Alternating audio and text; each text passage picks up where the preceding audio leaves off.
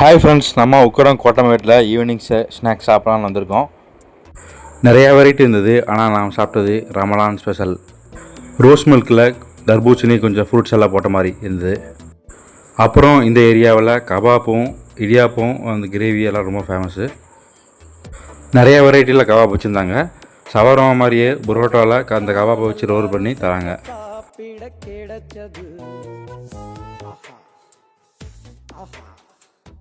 Item பேர்லாம் வாயில் நுழையில. சிம்பிளாக ஒரு சிக்கன் புதினா கபாப் சொல்லியிருந்தேன். எப்படி ஆகுதுன்னு பார்ப்போங்க.